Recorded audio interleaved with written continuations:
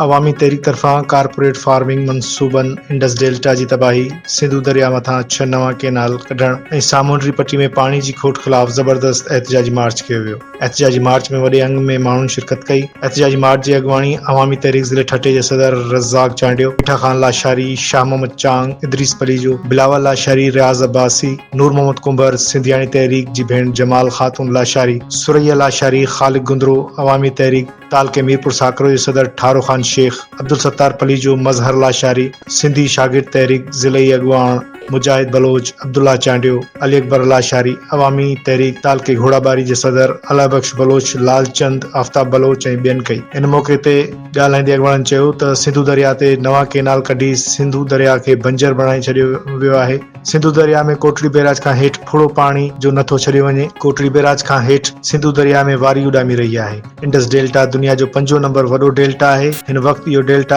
आख़िरी पसाहन में आहे। हुकूमती बेहसी सबबि डेल्टा ख़त्म थी चुको आहे। समुंड रोज़ जी बुनियाद ते सिंध जी सामूंडी पट्टी वारनि शहरनि जो ज़मीनूं गिड़काए रहियो आहे। पंजाब हिन वक़्तु बि धाड़ियल वाह खोले छॾिया आहिनि। हिकु पासे सिंध पाणी जे फुड़े लाइ सिकी रही आहे त ॿिए तरफ़ पंजाब में गैराबाद ज़मीनूं आबाद कयूं पियूं वञनि। 6 केनालनि वारी तलवार अञा ताईं लटकियल आहे। सिंधु दरिया मां 6 नवां केनाल कढी अहिड़ो फ़ैसिले जे मुकमल ख़ात्मे ताईं अवामी तहरीक जी जदोजहद जारी रहंदी। सिंध जे ॻोठ शहर में अवाम खे मुनज़िम कबो। कारपोरेट फार्मिंग मनसूबनि खे सिंध जो अवाम रद्द करे छॾियो आहे।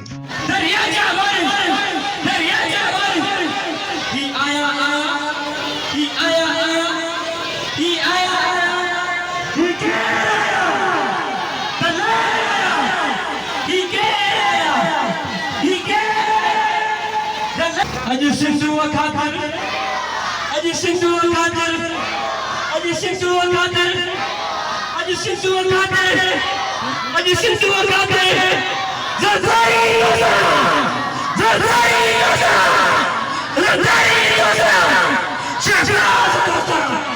अॼु सिंधु खातर, अॼु दरिया खातर।